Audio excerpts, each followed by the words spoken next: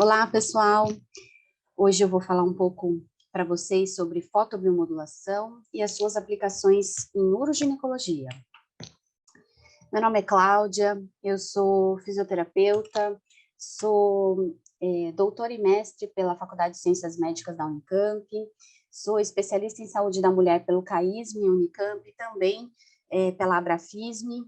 Atualmente eu sou docente do Centro Universitário Unimetrocamp, aqui em Campinas, São Paulo, e estou à frente da minha clínica de fisioterapia e atuo diretamente na área de uroginecologia, na Pelvic Care. Bom, falar de fotobiomodulação é falar do uso da luz, seja ela de fontes de luz de laser, seja de LED, né, mas que estejam num comprimento de onda entre 400 e 1.100 nanômetros, para justamente biomodular, né? O bio significa que essa luz vai atingir tecidos biológicos, né? Isso vai influenciar nessas reações bioquímicas que acontecem dentro do tecido biológico. Isso vai ter a capacidade ou de inibir ou de estimular esses tecidos biológicos, e com este poder da luz dentro do tecido biológico, a gente vai poder promover tanto analgesia, como modulação da inflamação e reparação tecidual. Então, diante desses três principais pilares, a gente vai conseguir construir um conhecimento agora, né, de como esses três pilares podem ser usados na uroginecologia. Mas como assim, né? É importante a gente saber de quais comprimentos de onda a gente está falando, né? A gente está falando de ondas eletromagnéticas, e na uroginecologia, como em outras áreas relacionadas ao uso da fotobiomodulação, o maior conhecimento que a gente tem é sobre a influência da luz infravermelha próxima e da luz vermelha nesses tecidos biológicos. E também na uroginecologia, a gente vai ver um pouquinho sobre a influência da luz entre o azul e o violeta, que também têm sido bastante utilizados na uroginecologia, tá? E aí é importante a gente relembrar de algumas questões, já que a gente está falando de uroginecologia, porque a gente vai precisar entender um pouco do funcionamento desses comprimentos de onda de luz, de acordo com quem absorve essa luz dentro do tecido biológico, para a gente fazer essa ponte do uso da fotobiomodulação na uroginecologia. Então, quando a gente fala de comprimento de onda de luz, a gente está falando de luz vermelha, principalmente, né, e da luz infravermelha. E aqui a gente pode ver, né, que a luz vermelha, ela é muito bem absorvida por essa luzinha verde aqui, que é por esse gráfico, né, aqui com esse risco verde, que é a citocromossooxidase. A gente vai ver o quanto ela é importante nas funções celulares e principalmente na produção de energia, na produção de ATP. Então, a gente está vendo que tanto o comprimento de onda vermelho quanto o infravermelho, próximo, por volta do 810, 830, são comprimentos de onda muito bons para serem absorvidos pela citocromossooxidase. Quando a gente pensa nessa citocromossooxidase, nessa produção energética da célula, a gente vai ver que alguns comprimentos de onda infravermelho, por exemplo, 750, 780, não são tão bons assim, né? E a gente vai ver que existem outros absorvedores, que são chamados de cromóforos. Alguns a gente vai ter uma influência direta, né, na função celular e nessas reações químicas, outros não, que eu falo que são atrapalhadores, né, que simplesmente vão captar essa energia, vão absorver essa energia, mas não vão transformar essa energia em reações bioquímicas dentro do corpo. Agora, já se sabe que de acordo com a cor da luz, ou seja, do comprimento de onda de luz, a gente vai ter absorvedores diferentes, né? Então, a luz vermelha e infravermelha, especialmente a citocromossooxidase, vai absorver essa luz e vai transformar isso em reações bioquímicas, numa cascata aí de vias de sinalização celular, e que vão culminar naqueles processos que a gente falou anteriormente, né? Quando a gente pensa já em luzes infravermelhas, com comprimento de onda um pouquinho maior, a gente vai ter uma ação relacionada aos canais iônicos que são dependentes de calor, né? Então, a gente também vai ter uma série de reações químicas relacionadas a esses canais iônicos. E quando a gente fala da luz azul, a gente vai falar dos criptocromos, das flavoproteínas, que também têm um efeito direto ali na produção energética da célula. Ou seja, cada comprimento de onda de luz vai ter um efeito diferente em receptores de luz diferente, que são chamados cromóforos, e isso, consequentemente, vai levar a reações bioquímicas e efeitos diferentes no tecido biológico. E aqui eu começo falando um pouco mais especificamente da luz azul, né? A luz azul, violeta, né? A partir de 400 ali nanômetros, a gente vai ver que ela tem algumas ações no tecido biológico. Então, a gente vai ver que elas são absorvidas tanto pelas flavinas, que vão culminar no aumento das espécies reativas de oxigênio e vão atingir principalmente o complexo 1 e 2 da cadeia respiratória, ali onde a gente vai fazer a fosforilação oxidativa, ou seja, no local da mitocôndria em que a gente tem a maior produção energética da célula. Então, a luz azul vai ter esta capacidade de aumentar as espécies reativas de oxigênio, que é de uma forma positiva, porque isso vai desencadear várias vias de sinalização celular, e também aumentar a produção energética da célula, uma vez que elas são absorvidas pelas flavinas. Já as porfirinas, que também estão presentes no tecido biológico, que compõem ali o complexo 4 da cadeia respiratória, como a citocromosioxidase. Na verdade, a citocromosioxidase compõe o complexo 4 da cadeia respiratória. Então, as porfirinas vão estar ali, né, e vão absorver essa energia da luz, nos comprimentos de onda entre o azul e o violeta, e também vão culminar nesse aumento das espécies reativas de oxigênio e aumento da produção de ATP. Fora isso, essa luz azul, violeta, também vai ter uma ação nas proteínas nitrogenadas, que vão levar a um outro processo, né? Esse processo vai ajudar a mitocôndria a reestabelecer a sua capacidade de produção de ATP. Como? Essa luz, ao chegar ali numa mitocôndria que está sobre um processo de injúria, que está sobre um processo de hipóxia, ou seja, que está sobre um processo de lesão, há uma ligação do óxido nítrico mitocondrial nessa citocromosioxidase, principalmente, fazendo com que ela não consiga mais produzir aquela quantidade de ATP que ela produzia. Então, a luz azul-violeta, ela tem essa capacidade de fotodissociar o óxido nítrico. E isso faz com que ele seja, por outras reações químicas, seja levado para fora, né, dessa mitocôndria. Isso pode contribuir com um processo, por exemplo, de cicatrização e um processo inflamatório, porque esse óxido nítrico é um potente vasodilatador, né?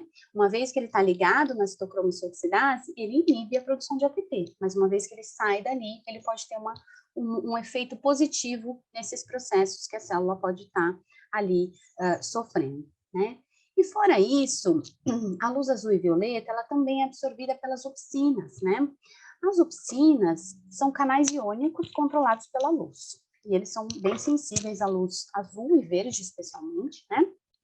E quando esses canais iônicos são excitados pela luz, eles vão ativar essa proteína G e uma cascata de vias de sinalização celular vão acabar ocorrendo, principalmente pela liberação do íon cálcio. O íon cálcio é um grande, né, sinalizador celular, e a gente vai ver aqui, existem vários tipos de opsinas, vários locais de opsinas, mas na epiderme a gente tem, né? A gente tem opsinas, ou seja, a gente vai conseguir ter um efeito dessa luz azul por essa cascata de vias de sinalização celular, uma vez que as opsinas vão absorver essa energia luminosa. Isso vai culminar em aumento das espécies reativas de oxigênio, o que é muito bom, porque isso vai desencadear vias de sinalização celular e que vão regular várias funções celulares. As opsinas, né, por via das opsinas, é possível regular a melanogênese, é possível ter um efeito de vasodilatação e relaxamento vascular, e além disso, a gente consegue modular o processo de reparação tecidual, auxiliando na modulação dos fibroblastos, ou seja, a luz azul e violeta tem um alto potencial aí, né, de tratar fibroses, por exemplo, de ajudar no tratamento das fibroses, por justamente modular esse funcionamento do fibroblasto e, consequentemente, a gente pode ter uma diminuição da formação de fibroses por aí. Então, é uma luz com alto potencial, né? E não é só ela, né, que tem um alto potencial. E eu tô contando tudo isso porque, mais para frente, a gente vai fazer um gancho com todos esses potenciais das luzes, com a fisiopatologia das principais condições que a gente trata na uroginecologia, né? Então, falar da luz azul e violeta é falar de uma ação diretamente no tecido biológico.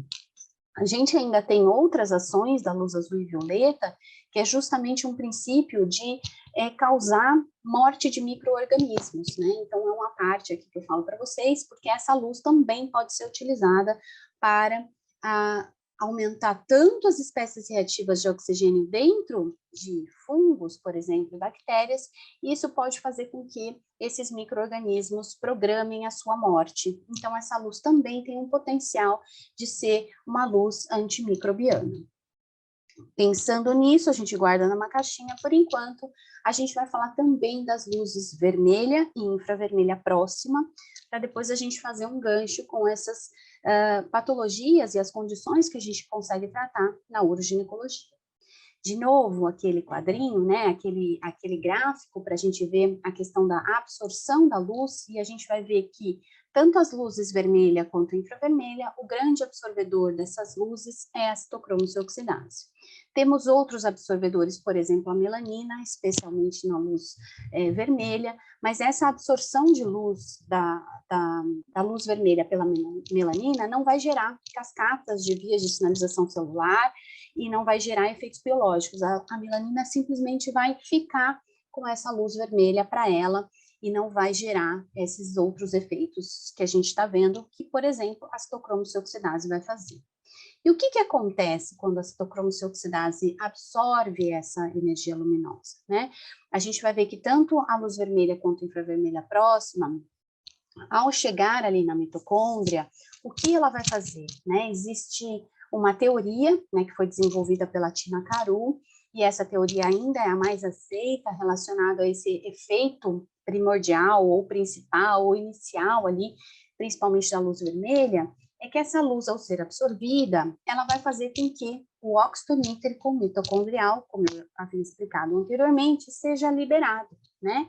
Ou seja, aquela citocromo oxidase, que é o complexo 4 da cadeia respiratória, que é uma das grandes estruturas formadoras de ATP, que é a moeda energética da célula, quando ela está sob injúria, hipóxia, ela vai ter o óxido nítrico liberado ali nessa mitocôndria, que vai se ligar à citocromo oxidase, fazendo com que, especialmente o centro de cobre da citocromo oxidase, fazendo com que essa citocromo oxidase não tenha a mesma capacidade mais de produzir ATP, né? E uma vez que essa luz chega nessa mitocôndria, dessa célula que está sob injúria, ela é capaz de fotodissociar o óxido nítrico, como a luz azul que a gente falou, mas nesse caso seria a luz vermelha, principalmente a luz infravermelha também tem essa capacidade, a infravermelha próxima, e ao fotodissociar esse óxido nítrico, o que acontece? Esse óxido nítrico vai fazer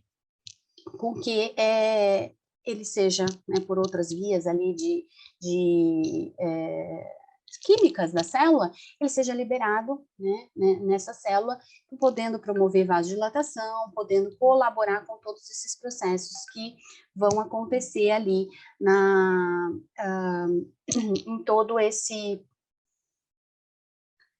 em todo esse processo relacionado à injúria celular, né? Fora isso, não só a liberação do óxido nítrico vai acontecer, mas ao liberar esse óxido nítrico, essa célula passa a ter a capacidade de produção de ATP novamente restaurada. Então, é uma célula que passa a produzir aquela quantidade de ATP que ela já era predisposta a produzir, né? E uma outra coisa que vai acontecer é que vai haver liberação de espécies reativas de oxigênio que vão contribuir, né, com uma série de vias de sinalização celular para o núcleo, que fatores de transcrição nuclear vão acabar se desenvolvendo ali, e isso vai gerar uma série de ações celulares e tissulares que vão levar à reparação tecidual, à modulação da inflamação e à analgesia, tá? E aí, pessoal, é isso que a gente acabou de ver aqui.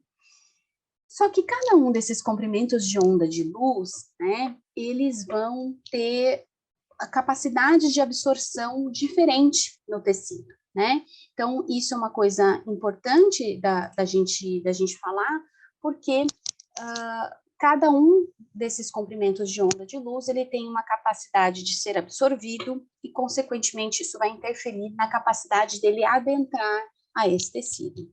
Por que isso é importante? Porque isso vai ser fundamental na escolha do comprimento de onda de luz em relação ao efeito terapêutico que eu gostaria, né? Então, escolher um comprimento de onda de luz que, por exemplo, o azul e o violeta, eles são comprimentos de onda de luz que são muito absorvidos na superfície da epiderme, né? Na superfície da pele, ali na epiderme. Então, são comprimentos de onda de luz que não adentram ao tecido.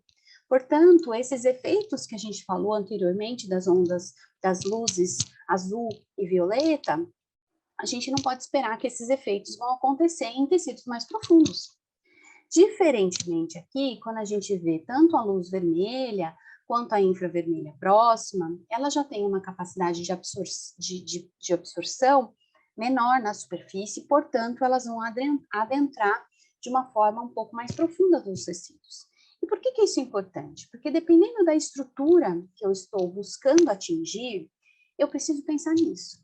Vou dar um exemplo para vocês. Por exemplo, eu gostaria de um efeito analgésico com a fotobiomodulação. A fotobiomodulação vai trazer um efeito analgésico quando eu uso aquele poder ou de estimular ou de inibir. E no caso da analgesia, é o poder de inibir, né, as funções celulares ali, e no caso, né, a condução do potencial nervoso para que eu gere, por exemplo, analgesia. Então, um raciocínio importante é a gente pensar onde estão essas fibras que conduzem esse potencial nervoso. Elas estão mais na superfície ou elas estão na profundidade? Elas estão muito mais profundas, elas estão muito mais próximas da hipoderme do que da epiderme. A hipoderme é o melhor tecido subcutâneo. Então, se eu desejo analgesia, eu preciso pensar num comprimento de onda de luz que vai atingir essas estruturas. Então, no caso, o infravermelho próximo, entre 810 e 830, seria um ótimo comprimento de onda de luz para isso. Tá? Então, por que a gente está falando tudo isso? Porque daqui a pouco a gente vai olhar o que a gente tem de pesquisa na uroginecologia. E a gente vai ver o quanto a fotobiomodulação tem um potencial enorme, né, para ser utilizada de uma forma muito mais ampla nessa área, mas a gente precisa fazer esse raciocínio antes para a gente conseguir entender de que forma a gente vai usar, né? E aí, então, primeira coisa, pensar no comprimento de onda de luz, quais os efeitos que esse comprimento de onda de luz provoca, e, no caso do vermelho e infravermelho, qual a profundidade que ele atinge. E também é importante a gente saber que existe uma pequena diferença entre esses efeitos, e a gente vai ver que a luz vermelha, que como se fosse a luz visível, né, o efeito primário dela vai ser diretamente na mitocôndria, na citocromoceoxidase, como eu expliquei anteriormente. E a partir desse efeito primário, né, desse efeito fotofísico, fotoquímico, fotofísico, que a gente vai ver que são vários efeitos aqui que vão acontecer, a gente vai ver que vários outros vias de sinalização e outros efeitos na célula vão acontecer, né? E que vão culminar em atingir o núcleo ali, né? Essas vias de sinalização para a transcrição de fatores nucleares. Quando a gente fala da luz infravermelha, vai haver também uma ação na mitocôndria, como a gente acabou de falar.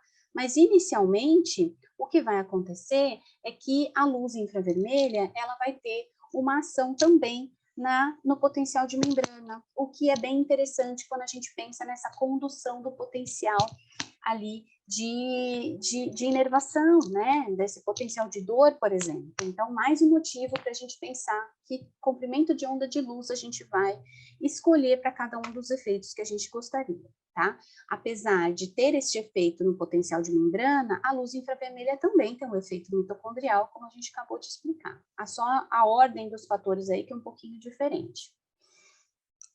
E aí, uma vez que a gente utiliza tanto a luz vermelha quanto a infravermelha, a gente vai ver que alguns efeitos, que aí já não, que são efeitos, né, mas não só ali, pensando na mitocôndria, eles vão acabar desencadeando outros efeitos. E quando a gente pensa aqui, ó, principalmente na luz vermelha, ela tem um grande potencial de reparação tecidual dos tecidos mais superficiais, porque a gente vai ver que uma vez que aquela via inicial ali de aumento da produção de ATP e das vias de sinalização celular que a luz vai acabar promovendo naquela célula, a gente vai ver que uma série de outras coisas, de outras reações químicas vão acontecer, né? Então, a gente vai ver que aumentar essa produção de ATP, a gente vai ativar outras enzimas, a gente vai ativar as reações imunológicas, a gente vai aumentar a síntese de fibroblastos, proteoglicanos, a gente vai ativar os fatores de crescimento endotelial, a gente vai aumentar e acelerar esse processo de degranulação tecidual, e tudo isso vai culminar numa melhora, num aceleramento e numa otimização do processo de cicatrização, tá? Agora, quando a gente pensa nas luzes infravermelhas próximas, a gente vai ver que justamente elas vão ter um efeito um pouco melhor na modulação do processo inflamatório e na atenuação da dor, tanto pela profundidade que elas vão atingir, mas também que justamente por elas terem esse efeito, né, ter uma intervenção ali no potencial de membrana, elas vão acabar levando a outras vias de sinalização, como, por exemplo, né, aumentar os níveis da SOD, elas vão aumentar os níveis de serotonina, tudo isso pode modular o processo inflamatório. E, além disso, de acordo com a quantidade de energia que a gente coloca nessas estruturas, a gente vai, por exemplo, diminuir a atividade das fibras secas. Como assim da quantidade, né? Se eu quero inibir um tecido, eu vou ter que colocar uma quantidade de energia nesse tecido a ponto de inibir esse metabolismo celular. O que, quando eu quero, né, se meu objetivo é analgesia, pode ser muito interessante, porque eu vou poder, por exemplo, diminuir a condução desse potencial nervoso de dor. Isso vai combinar em analgesia. Então, entender todos esses processos é fundamental para que a gente consiga pegar esse conhecimento de como a fotobiomodulação pode interferir nos processos bioquímicos, claro, aqui de uma forma bem rápida, né, de uma forma bem superficial, mas isso é fundamental para a gente poder entender de que forma esses efeitos da fotobiomodulação vão chegar na uroginecologia. Então, quando a gente pensa que as principais células que vão usar essa luz para ativar essas vias de sinalização são aquelas que estão lesionadas, com hipóxia, com inflamação, porque as células saudáveis, elas estão com o seu, né, a sua capacidade de produção de ATP íntegras, elas não estão precisando de energia extra para fazer com que as suas funções celulares aconteçam, diferente de uma célula sob estresse. E célula sob estresse ou lesionada, com hipóxia, com inflamação, a gente vai ver muito em algumas condições mais comuns da uroginecologia, que eu vou trazer para discutir com vocês, né? Como os traumas perineais, a síndrome geniturinária da menopausa, a vulvodínia, que é um tipo de condição que vai gerar muitas disfunções, vai gerar uma disfunção sexual para essas mulheres, e também os processos de dor perineal, seja essa dor perineal por um trauma, ou seja esse processo de dor perineal por aumento de tônus da musculatura do assoalho pélvico. A gente vai ver que muitas mulheres têm essa musculatura extremamente tensa, e isso vai gerar dor, e a gente vai poder usar a fotobiomodulação a nosso favor para tratar dessas mulheres. Então, a partir de agora, depois dessa breve introdução à fotobiomodulação, entender um pouco desses princípios, a gente tem que fazer uma ponte, né, com esses efeitos celulares que a gente acabou de ver, nessas condições. Então, eu falo que é uma ponte dos efeitos da fotobiomodulação com a fisiopatologia das principais condições que a gente vai encontrar em uroginecologia. Eu trouxe 4 exemplos aqui para vocês, que são exemplos em que a gente tem um pouquinho de literatura que a gente possa discutir, né, de literatura científica, mas que a gente vai poder entender um pouquinho o potencial enorme que a fotobiomodulação tem para as condições uroginecológicas. Então, eu começo conversando com vocês um pouquinho sobre essa dor perineal, ou dor no assoalho pélvico, por aumento do tônus dos músculos do assoalho pélvico. Aumento de tônus é falar uma musculatura rígida, uma musculatura tensa. E para a gente entender como a fotobiomodulação vai nos ajudar e vai contribuir com esse processo, a gente tem que lembrar um pouquinho de como a gente desenvolve uma banda tensa, né? Então, a banda tensa da musculatura do assoalho pélvico, ela está muito relacionada a traumas físicos, estresse psicológico, má postura, muitas vezes abusos, né? E tudo isso vai levar a uma ativação do sistema nervoso simpático, levando a um aumento da atividade adrenérgica, e isso vai provocar uma liberação anormal, excessiva de acetilcolina lá na junção neuromuscular, ou seja, isso vai levar um aumento dessa atividade na junção neuromuscular. E o que acontece é que essa contração muscular persistente vai levar a um aumento de tensão. E isso que vai gerar banda tensa. Agora, essa banda tensa, se permanecer tensa, né? Se essa pessoa não conseguir fazer um relaxamento muscular consciente depois, se ela permanecer tensa, isso vai gerar uma hipoperfusão por constrição capilar, decorrente desse aumento de tensão, que pode gerar isquemia e hipóxia nessa musculatura. Ou seja, isso pode gerar dano muscular. E uma vez que algum dano muscular está acontecendo, a gente vai ter uma alteração de pH no local, ou seja, vai diminuir esse pH, aumentando os íons, né, de próton H+, o que aumenta esse dano muscular, e todo dano, né, celular, seja de qual célula for, vai liberar os mediadores inflamatórios. E aqui a gente faz um parênteses, né, que algum deles vão levar a aumento de dor, por exemplo, prednisolona e prostaglandina, vão ativar nossos receptores, e isso vai gerar dor. Então, se a gente for pensar que a banda tensa, se ela se permanecer tensa, se essa contração muscular permanecer por longos períodos, isso vai gerar dor e sensibilidade muscular.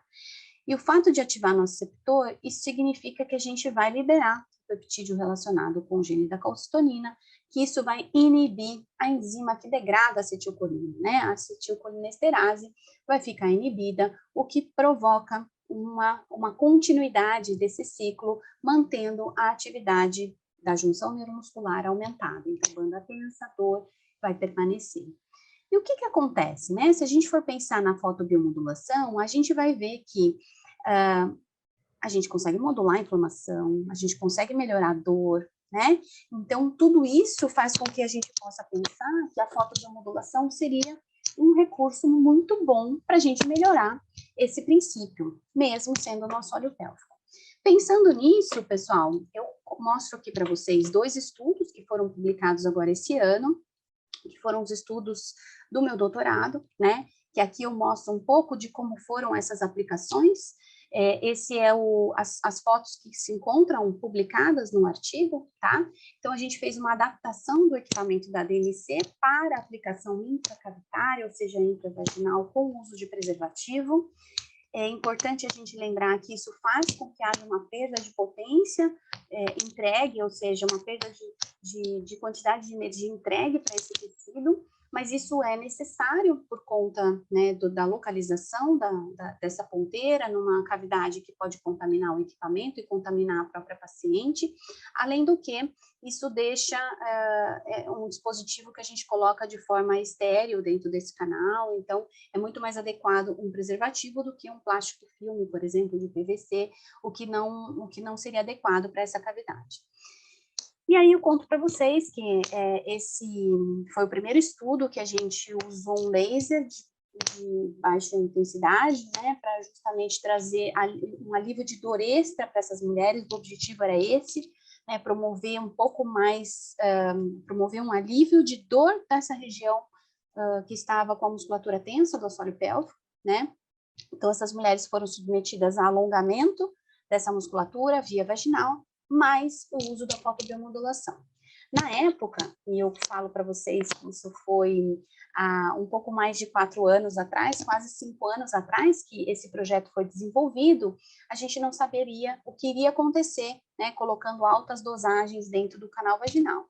Foi optado por colocar 4 joules infravermelho, o que mostrou que não houve alteração de flora vaginal, ou seja, o pH não mudou a flora vaginal, ou seja, há segurança da gente aplicar essa fotobiomodulação desta maneira dentro do canal vaginal, mas a gente observou com os resultados que não houve uma analgesia extra ao colocar essa quantidade de energia para a dor na região vaginal. O que mostra que é uma terapia segura, porém a gente precisa fazer pesquisas agora com dosimetrias mais altas, que a gente vai ver que sim, a gente consegue trazer analgesia para essa região, tá? Então, compartilho com vocês dados bem recentes agora aqui, dessa pesquisa feita por mim, pela minha equipe, né, de colegas e com os meus orientadores da Unicamp. Fora isso, pessoal, eu quis trazer o que a gente também tem, né, que foi justamente uma das coisas que eu observei na minha pesquisa, que uma quantidade pequena de energia talvez não chegue aos músculos do assoalho pélvico, né?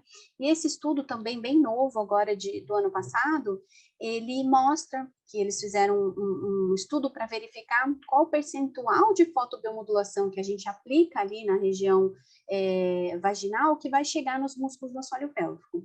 Eles utilizaram um modelo de ovino, né, um carneiro, uma cabra, enfim, para avaliar, eles colocaram receptores de luz dentro da musculatura do assoalho pélvico e eles avaliaram o quanto dessa luz colocado dentro do canal vaginal realmente adentra e consegue chegar nos músculos do assoalho pélvico, enfim. E foi interessante porque esse é um equipamento que usa luz infravermelha próxima, igual, né, ao equipamento que a gente usa na DMC, só que eles colocaram uma potência bem alta. E é interessante a gente olhar, né, que esse é um estudo que eles não contam exatamente a quantidade de energia colocada, mas eles mediram que se a gente tiver 500 miliwatts, 12% dessa energia vai chegar na superfície dos músculos do assoalho pélvico. Então, é um estudo interessante para a gente ver que realmente a gente precisa colocar mais energia para chegar nessa musculatura. Então, quando, no estudo anterior, que a gente usou o equipamento da DMC, a gente vê que 4 joules foi pouco, porque a gente tem que colocar uma quantidade maior ali de energia, seja com um equipamento de maior potência, ou seja, colocando uma maior quantidade de energia mesmo, para chegar uma energia suficiente daquele tecido que é mais profundo, para gerar os efeitos terapêuticos, tá? Então, aquele estudo foi feito por uma equipe que depois avaliou o efeito dessa fotobiomodulação com uma potência um pouco mais alta do que a gente tem aqui, por enquanto, né? Logo, talvez a gente tenha equipamentos com potências mais altas, e eles viram que há uma redução significativa da dor, nessa dor perineal por aumento de tônus da musculatura. Só que eles fizeram essa avaliação antes e depois, né? Mas não fizeram um grupo controle ou um grupo de comparação. E eles viram que em 9 sessões, né, só 13 mulheres completaram essas 9 sessões, eles viram que 64% dessas mulheres melhoraram a dor em relação à linha de base, tá? Então, não tiveram efeitos diversos graves, o que é muito bom, gente, para a gente ver como a fotobiomodulação nessa área tem um potencial maravilhoso. E aí, eles avaliaram, né, esse é um outro estudo também dessa mesma equipe, eles avaliaram alguns questionários de dor, tá, e de sensação de melhora geral, né, o quanto essa pessoa se sente doente, o quanto ela se sente melhorou, e eles consideraram que a partir de 30% significava uma melhora significativa, né. Aqui a gente já vê, olha a quantidade de energia que eles colocaram ao longo do canal vaginal, tá? Não especificamente ali, com uma potência mais alta, mas um comprimento de onda igual ao que a gente costuma utilizar. E eles viram que houve uma melhora significativa, né? Antes do tratamento e após o tratamento. E mesmo em 6 meses antes e após, também houve uma melhora significativa. E não foi diferente essa melhora em relação a 1 semana após tratamento e 6 meses, ou seja, essa melhora permanece, o que é muito bom, né? Porque essas mulheres sofrem com dor e às vezes os tratamentos a gente vê que não se mantém ao longo do tempo, tá? E a severidade dessa dor também, a gente observa uma melhora significativa tanto 1 semana depois quanto 6 meses após, e essa comparação entre essa 1 semana e 6 meses também não houve diferença, né? Ou seja, o alívio da fotobiomodulação, né, que ela promoveu nessa região do assoalho pélvico foi sustentado, o que é muito bom, tá? Apesar da gente não ter todos esses parâmetros ainda, porque é uma área muito nova da fotobiomodulação na uroginecologia. A gente tem que ver que a gente tem um potencial enorme, que a gente precisa ainda de algumas pesquisas e protocolos, mas que é assim que começa, né? Mas a gente tem uma ferramenta que pode trazer um grande alívio para essas mulheres. E aí eu vou comentar mais alguns casos com vocês, né, algumas patologias e algumas possíveis aplicações da fotobiomodulação, como, por exemplo, na vulvodínia.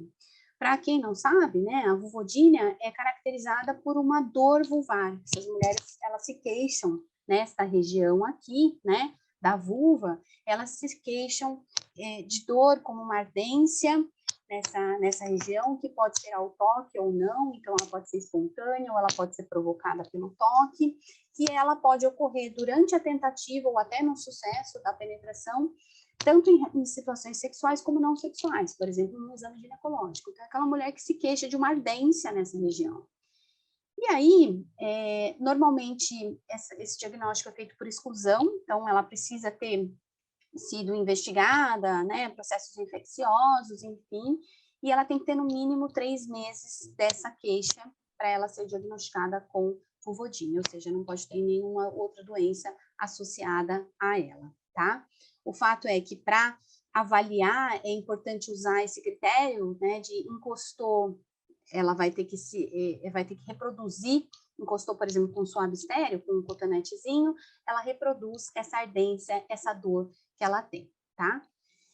O importante é a gente entender que existem fatores que estão associados ao desenvolvimento dessa ardência, que são fatores infecciosos, como, por exemplo, candidíase de repetição, fatores inflamatórios, como a presença de doenças autoimunes, como o líquen, pode ser associado a fatores de algum tipo de neoplasia, ou de câncer, ou de cirurgias, fatores hormonais, como a diminuição do estrogênio.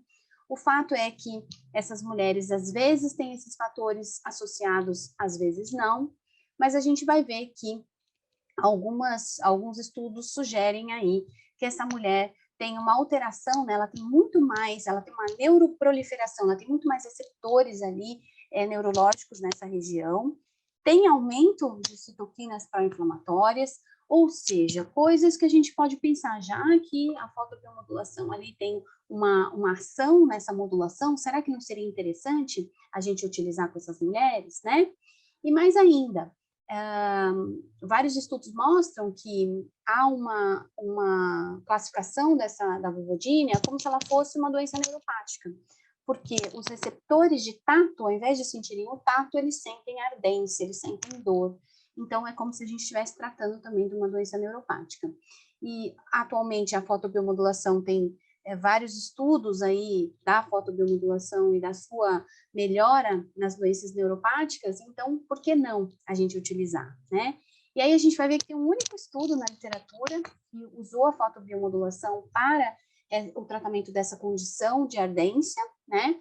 Mas aqui a gente vai ver que, apesar de ser um comprimento de onda parecido com o equipamento, por exemplo, da DMC, que é os equipamentos que a gente mais utiliza, ele era pulsado, né? E aqui ele tinha uma potência parecida também, né? O equipamento que a gente utiliza da DMC, a potência é 100 miliwatts, mas a quantidade de energia que a gente está vendo, a dose de energia ou a fluência, 32 joules por centímetro quadrado, se a gente for fazer a conta, a gente vai ver que é como se fosse menos de 1 joule ou perto de 1 joule no equipamento que a gente mais utiliza, que é esse da DMC, né? Então, colocou-se uma quantidade bem pequenininha de energia nos pontos de ardência, e cada uma dessas mulheres poderiam ter esses 5 pontos ou 1 ponto, e eles fizeram 2 vezes na semana por 6 semanas. E o que aconteceu? Que houve uma redução significativa, né, nessa sensação de dor, ou seja, elas se sentiram melhor, né, as mulheres que tiveram o laser aplicado se sentiram melhor do que aquelas do placebo. O fato é que depois todos os outros índices que foram testados, que são objetivos e não subjetivos, não mostraram diferença significativa entre os dois grupos. Mas 78%, 57% de todas aquelas mulheres que tiveram melhora, que isso significa 78% no grupo laser e 44% no grupo placebo, metade delas se manteve, né, com essa sensação de melhora mesmo após 1 ano. Então, a gente vê que falar de laser também tem um poder muito grande, e esse estudo mostra que provavelmente é isso. O fato é que esse estudo piloto mostrou que o laser não pode ser recomendado, mas a gente vai fazer um raciocínio sobre isso. Será que ele realmente não pode ser recomendado? Ou será que os parâmetros dosimétricos foram inadequados, né? Então, é um raciocínio que a gente vai fazer daqui a pouco, porque a gente vai precisar pensar nisso. Muitas vezes é isso que a gente encontra, que os parâmetros, será que para dor, menos de 1 joule, né, de luz infravermelha traria um alívio de dor? Contei agora há pouco, né, do estudo feito pelo meu doutorado, que 4 joules infravermelho não trouxe alívio de dor. Será que menos de 1 traria alívio de dor? Então, a gente vai começar a pensar um pouquinho sobre isso, né? E mais uma condição que eu trouxe para vocês, né? Então, vai ser a síndrome geniturinária da pós-menopausa, que antigamente se falava de atrofia vaginal, né?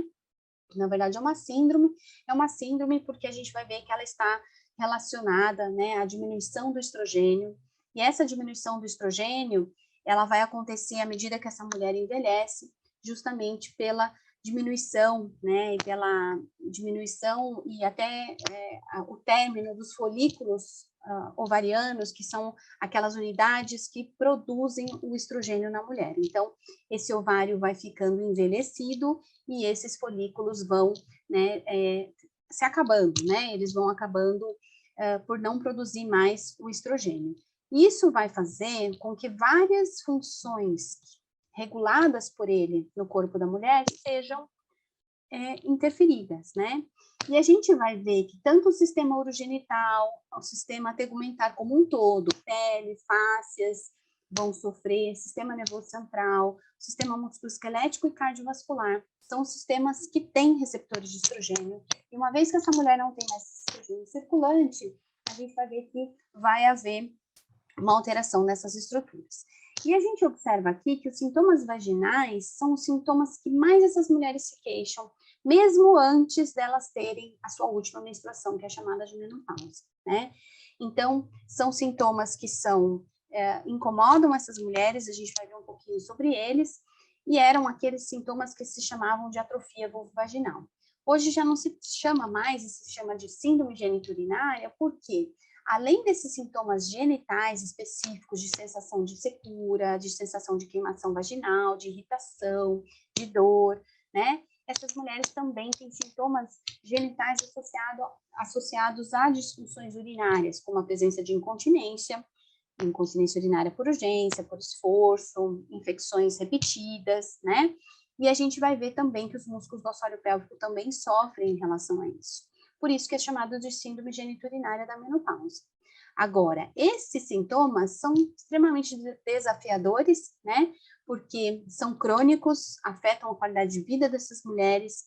Hoje, o que elas têm de opção de tratamento é justamente o uso, né? O padrão ouro é o uso de medicamentos de estrogênio tópico, ou seja, estrogênio local, para melhorar, e elas teriam que usar esses medicamentos a longo prazo. Então, o que acontece, né? Uma vez que esse estrogênio diminui, a gente vai ver que há uma diminuição de colágeno e elastina nessa parede vaginal, a gente vai ver que há uma diminuição do fluxo sanguíneo, há uma diminuição dos vasos sanguíneos, que vai tornar essa mucosa mais pálida, o que vai fazer com que essa mucosa perca um pouco dessa rugosidade dela. Isso vai alterar o pH, esse pH tende a ficar mais alto, ela vai ter uma diminuição de lubrificação, ela vai ter um aumento da fricção dessa mucosa durante a relação sexual, portanto, ela pode ter mais trauma, portanto, ela pode ter mais dor, ela pode ter mais ardência, queimação e dor na relação sexual. E isso é associado aos sintomas urinários. Então, essa é a fisiopatologia da síndrome geniturinária da menopausa. O que a gente observa aqui? Que algumas dessas questões, a gente observa que a fotobiomodulação pode trazer pode ser um grande aliado dessas mulheres, né? Se a gente pensar que a fotobiomodulação tem a capacidade de fazer angiogênese onde é necessário, será que não seria interessante a fotobiomodulação também, principalmente a luz infravermelha, tem um alto potencial de vasodilatação? Será que isso não seria interessante, né? E fora o potencial analgésico que esse recurso de luz também vai ter. Então, pensando nisso, né, e pensando também na produção de colágeno e elastina, que a gente vai ver que a fotobiomodulação também pode ajudar, a gente vai ver que a gente tem um estudo aqui Esse estudo, na verdade, foi apresentado num congresso, tá? Então, ele é um estudo que foi feito por essa equipe e foi apresentado em 2018, né, num congresso em Cartagena. E o que eles apresentaram, gente? Eles apresentaram um dispositivo intravaginal de fotobiomodulação. Né? Então, eles fizeram em mulheres já na pós-menopausa, que tinham essas queixas, né, relacionadas a essa atrofia vaginal, então de queimação, de dor, e eles colocaram esse aparelho que, além de ter a fotobiomodulação que a gente vai ver, ele vibra e aquece um pouquinho, tá? Então, essa quantidade de energia de luz vermelha e infravermelha, que a gente vai ver que são 3 pontinhos aqui de luz, foi colocado, né, para essas mulheres permanecerem com esse equipamento por 10 minutos, e eles avaliaram dor na relação sexual, função sexual antes do tratamento e 3 meses após, secura vaginal antes do tratamento, 1 mês e 3 meses após, e fizeram biópsia nessas mucosas vaginais, né? Fizeram 8 sessões de tratamento, 2 vezes na semana, 10 minutos de aparelho, e fizeram um pouquinho de treinamento dos músculos do assoalho pélvico também. E aqui, gente, é um estudo que foi apresentado no congresso, não tem dados estatísticos, então essa parte eu vou passar um pouco mais rapidamente, mas mostra que, né, essa escala de dor, né, em relação à secura era alta, e nessas 8 pacientes tratadas, 1 mês após, todas melhoraram essa sensação de secura com a fotobiomodulação. E quando a gente pensa na dispareunia também, todas melhoraram, só que volta um pouco após 3 meses, né? Então, talvez a gente tenha que fazer um tratamento um pouquinho mais prolongado. Lembrando que esse é um dispositivo que a gente não tem aqui no Brasil, mas usa luz vermelha e infravermelha, muito parecido com o que a gente tem nos equipamentos aqui, como, por exemplo, da DMC. Eles avaliaram função sexual e viram que houve, né, uma melhora na função sexual pós-tratamento, tá? Aqui, principalmente dessas pacientes tratadas pelo questionário FSFI, das pacientes que fizeram com o controle, né, não houve uma diferença aqui muito grande, mas também não temos cálculos estatísticos, tá? Então, aqui a gente pode observar como que foi em cada uma dessas, na média, né, dessas pacientes. Mas essa é a parte mais legal, né? Esse estudo mostra uma biópsia 3 meses após. E o que a gente vê que não é o aquecimento, não é o treinamento dos músculos do assoalho pélvico, nem a vibração, que vai gerar um aumento da celularidade, que vai gerar um aumento da espessura dessa mucosa vaginal, que é o que mais essas mulheres precisam com a síndrome geniturinária.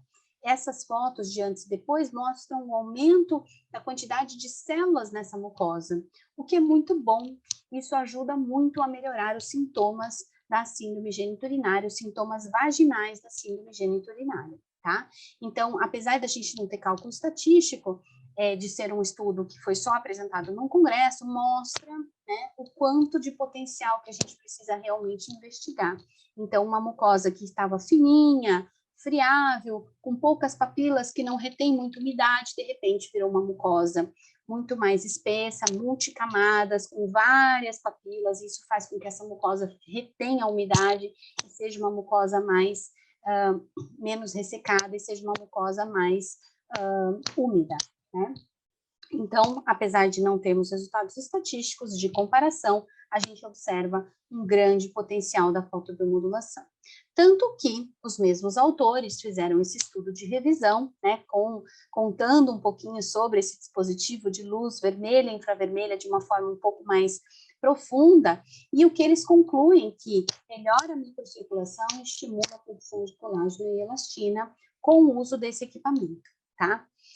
Fora isso, a gente tem mais um outro estudo de fotobiomodulação, e esse é muito interessante, porque eles usam tanto a luz vermelha, quanto a luz infravermelha, quanto a luz azul, aqui um 415, então não é violeta, mas é um azul, um vermelho 660, como a gente tem nos equipamentos aqui, e o infravermelho um pouquinho diferente, 850. E o que eles queriam avaliar nesse estudo? Né? Justamente essa sensação de atrofia vaginal nessas mulheres que estavam no climatério, tá? Algumas não estavam, mas estavam próximas do climatério ali, que a gente viu nos primeiros slides, que é justamente quando as mulheres começam a ter essa sensação de atrofia, de secura vaginal. Então, eles fizeram 12 sessões, 2 vezes na semana, com as 3 minutos de cada uma desses comprimentos de ondas de luz. E o que eles puderam observar aqui, gente, um aumento na vascularização, né? Então, essa luzinha, aqui nesse gráfico, a gente pode ver aqui essa linha, não luz, estou com a luz, né, na cabeça, essa linha vermelha. Houve uma melhora na vascularização, houve uma melhora na espessura dessa mucosa, né? Houve um aumento, né, dessa distância entre uretra e vagina, o que é muito bom, porque quando essa distância é muito curtinha, mostra uma grande atrofia. Então, todos esses índices mostraram que sim, né? E além do que, houve uma melhora antes e depois, né? Nos questionários de função sexual. Então, eles concluíram que após essas 12 semanas, houve uma melhora nesses índices de saúde vaginal, questionário de função sexual, vascularização, distância entre uretra e vagina, e justamente isso também reduziu essa flacidez e as queixas que essas mulheres tinham. Ou seja, usar a fotobiomodulação tem um efeito muito importante para essas mulheres que tinham sensação de atrofia vaginal, tá? Agora, esse estudo não fala quanto tempo duram esses benefícios. O outro mostrou que em 3 meses, talvez a gente tivesse que repetir, o que é bom, né? A gente pode começar a pensar que a cada 3 meses a gente tem que fazer essas aplicações novamente, tá? E, por fim, pessoal, eu vou discutir um pouquinho com vocês mais uma das áreas que a gente tem, né, da uroginecologia, que são os traumas perineais, né? Então, a gente vê que tem uma ampla possibilidade da gente utilizar a fotobiomodulação, e eu diria que hoje é a área que mais se utiliza a fotobiomodulação em larga escala ali na uroginecologia, que são após as episiotomias ou lacerações perineais espontâneas que vão acontecer após o parto vaginal, né? E a gente vai ver que existem estudos sobre isso, sobre a fotobiomodulação especificamente, estudos de brasileiros. Então a gente vai ver que esse é um estudo que foi publicado em 2012, que justamente essa equipe gostaria de saber se a fotobiomodulação, com esses parâmetros, né, poderia melhorar dor e cicatrização após a episiotomia, tá? E aqui a gente vai começar a fazer um raciocínio clínico também sobre o que tem publicado e o real potencial, né? Então, esse é um estudo mais antigo. Hoje em dia, avançou-se muito o conhecimento, e eu falo que cada vez que a gente estuda a fotobiomodulação hoje, entrando, né, nas bases aí de dados da ciência, da saúde, a gente vai ver que tem coisas novas surgindo, e os brasileiros são os grandes responsáveis por isso, um dos grandes, né, que é uma dos países que mais pesquisam fotobiomodulação no mundo. E esse é um protocolo de 2012, que usou uma potência bem baixinha. Hoje a gente pensa que um equipamento da DMC, por exemplo, tem 100 miliwatts de potência, né? Esse tinha uma potência bem baixinha, ou seja, a capacidade de entrega de lumens ali para aquele tecido era pequena, e além do mais, essa equipe escolheu, né, uma quantidade de energia por ponto muito pequenininha, 0,15 joules. Se a gente for pensar naqueles conceitos que a gente falou agora há pouco, né, para eu gerar analgesia, eu preciso colocar grande quantidade de energia para inibir o metabolismo e para inibir essa condução do potencial ali de dor, né? Será que 0,15 joules poderia trazer isso? Agora, eles também queriam avaliar a cicatrização, né? Então, eles fizeram, em 52 mulheres após a episiotomia, a aplicação de laser com a aplicação da luz mesmo, e metade dessas mulheres recebeu um placebo. Fizeram 3 aplicações, 2 horas após a sutura, 24 e 48 horas, tá? E avaliaram dor e cicatrização por uma escala específica, tá? Essa é a escala que eles usaram, que é uma escala que vai de 0 a 3, né? Cada uma das pontuações aqui. E a pontuação pior, que seria 15, né? Somando todas essas colunas, corresponderia à pior condição perineal. Então, o que os autores observaram em relação à dor? Eles observaram que o grupo controle reduziu, depois da primeira aplicação, mais a dor do que o grupo experimental. Agora, entre 24 horas e 48 horas, antes e depois da aplicação, o grupo fotobiomodulação teve uma redução maior. Mas quando a gente compara entre os grupos, não houve diferença. Ou seja, aplicar ou não aplicar essa pequena quantidade de energia, não houve diferença em relação à dor. E quando a gente observa em relação à cicatrização, também não houve diferença entre os grupos. Então, os autores concluem que o laser não acelerou a cicatrização da episiotomia, né? Agora, será mesmo, gente? Lembrem-se que esse é um estudo de 2012 e o potencial dessa aplicação já é muito bem estabelecido, mas a gente vai ter que entender os porquês. Já começamos a ver, né? A potência do equipamento, a quantidade de energia, né? E esse é um outro estudo também, ó, do mesmo ano, que a gente foi feito por brasileiros também, e que eles justamente queriam ver a redução de dor após a episiotomia. E o que eles escolheram? Luz infravermelha, nossa, um 780. Lembra lá o que a gente viu? Que já se sabe que o 780 não é tão efetivo assim, né? Por conta dessa, não ter uma boa absorção pela citocromo oxidase. Luz vermelha e controle, ou seja, 3 grupos. E o que eles fizeram? Um equipamento um pouquinho mais potente, mas 35 miliwatts de potência. 0,35 joules por ponto para alívio de dor. Será que isso vai ter um efeito positivo, né? Então, eles avaliaram numa única aplicação, durante e logo após, e depois de 30 minutos. E eles observaram que não houve diferença significativa em nenhum dos grupos, tanto a luz vermelha quanto a luz infravermelha, em relação aos controles, e eles concluíram que o laser não diminuiu a intensidade de dor. Mas, ainda bem, eles também colocam na conclusão que a dose pode não ter sido suficiente para aliviar a dor perineal. Então, isso é uma coisa fundamental da gente falar, né? Então, não é que não tem potencial, mas provavelmente a quantidade de energia foi insuficiente. E aí, eu vou trazer mais 2 estudos, que é tudo que a gente tem na literatura hoje, né? Esse é um estudo interessante, porque eles compararam o ultrassom terapêutico, que a gente usa na fisioterapia, com o laser, também pós-episiotomia, para justamente avaliar dor. E o que eles observaram? O grupo A é o grupo que só fez ultrassom e o grupo B que fez laser, tá? Laser, qual para dor? 660. Será que a luz vermelha é tão efetiva assim para dor quanto a luz infravermelha? E olha a quantidade de energia, a mesma quantidade de energia, 0,45 joules que a gente viu no estudo anterior, uma potência baixinha. Então, o que a gente observa aqui? Os autores observaram que aplicar tanto o A, lembrem-se aqui que o A é o ultrassom e o B é o laser. Tanto o ultrassom quanto o laser, antes e depois, houve uma diferença significativa aqui naquela pontuação da escala de cicatrização, tá? Então, eles avaliaram. Agora, quando eles observam antes e depois entre os grupos, eles observaram uma diferença significativa em prol do grupo ultrassom e não do laser. E exatamente o mesmo comportamento aconteceu em relação à escala de dor. Antes e depois, houve uma redução de dor em ambos os grupos, ultrassom e laser, mas quando se compara entre os grupos, houve uma redução significativa, né, maior em relação ao grupo ultrassom. Ou seja, ambas as técnicas foram boas em redução da dor, mas o ultrassom teve resultados melhores. Mas será mesmo, gente?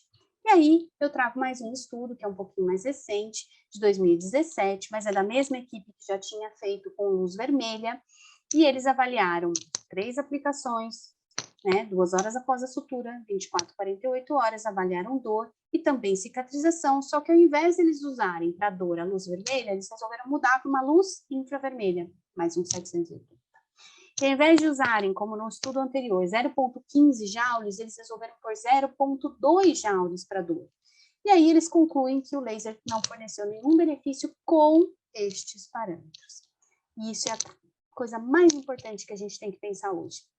Existe um potencial enorme da fotobiomodulação na uroginecologia. Agora, o que está acontecendo, né?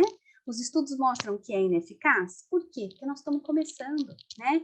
E quando a gente está começando a usar um recurso que já existe na fisioterapia há muito tempo, mas que a gente precisa casar com a fisiopatologia das condições específicas, né, daquela área, a gente precisa lembrar de como esse recurso funciona, né? A gente precisa entender todos os mecanismos da fotobiomodulação para entender que os parâmetros dosimétricos, por exemplo, fazem toda a diferença, né? Alguns estudos não descrevem de forma completa ou descrevem de forma errada, né, os parâmetros utilizados. Então, uma coisa super importante da gente entender que o potencial existe e cada vez mais a gente vai descobrir coisas que a gente pode, parâmetros mais adequados para isso, né? Agora a gente vê que é importantíssimo que a gente entenda, será que o comprimento de onda é adequado para atingir o tecido-alvo? Onde está esse tecido-alvo? Qual é a fisiopatologia daquilo que eu quero tratar na uroginecologia? Então, isso é fundamental. Isso é fundamental porque, se eu quero analgesia, por exemplo, eu vou ter que atingir estruturas mais profundas. Então, se eu usei, né, na minha pesquisa, um comprimento de onda que não é tão adequado para analgesia como, por exemplo, a luz vermelha, talvez eu não tenha um resultado tão bom, né? Então, o que a literatura me mostra em relação a isso? Outra coisa, será que os parâmetros dosimétricos são adequados para produzir efeitos terapêuticos? Então, isso é fundamental, né? A gente precisa, por exemplo, para dor, a gente precisa de radiâncias altas do equipamento, a gente precisa de fluências mais altas para isso. E a mesma coisa, se a gente for pensar em cicatrização de tecido superficial, talvez a gente não possa escolher um parâmetro para as duas coisas, né? Talvez eu tenha que escolher ou eu quero analgesia ou eu quero reparação tecidual, porque para reparação tecidual já é diferente, eu preciso de fluências mais baixas, né? Então, tudo isso vai influenciar no efeito terapêutico desejado que eu quero. Então, eu preciso pensar em todas essas questões para justamente eu escolher da forma correta, porque na uroginecologia a gente tem várias condições que eu preciso de reparo muscular, por estiramento, por exemplo, durante um parto. Eu tenho situações de deiscência, de cicatriz, de episiotomia ou de reparação do tecido ali por laceração perineal espontânea. Muitas vezes eu vou ter lesão vascular, muitas vezes eu vou ter lesão nervosa, eu vou ter patologias que se comportam como uma neuropatia. Então, pensando em tudo isso, pensando em tudo que a gente já tem de literatura na fotobiomodulação, na uroginecologia está faltando só juntar e a gente adequar os protocolos, adequar as formas de aplicação, né, para essas condições da uroginecologia, sempre pensando na base da fotobiomodulação, que tem que ser muito bem estudada para a gente colocar esse recurso tão rico no momento certo, na hora certa, na condição acertada, com o comprimento de onda de luz adequado e com a quantidade de energia para esse tecido de forma adequada, né? Então, o que eu falo para vocês é que esse é um recurso altamente promissor na uroginecologia. Agora, tem coisas que a gente ainda vai precisar estudar. Então, precisamos de mais pesquisas, das dosimetrias, precisamos pensar no porquê e para quê, né? Então, a fotobiomodulação, ela é maravilhosa para essas condições que eu mostrei para vocês, mas ela não resolve tudo, né? Então, a gente vai ver que tem situações que às vezes as pessoas pensam na uroginecologia achando que o laser é um milagre. Ele parece um milagre para muitas coisas, ele é milagroso em muitas situações, mas ele não vai servir para todas as condições, né? Por isso que a gente precisa pensar para quê, por quê, quanto de energia, como é que funciona essa energia no tecido, aonde está o tecido que eu quero atingir, para a gente usar toda essa riqueza do recurso que a gente tem em mãos, né? Então, pessoal, eu quero agradecer, deixo os meus contatos para vocês, caso vocês tenham alguma dúvida, alguma pergunta, estou à disposição. Muito obrigada.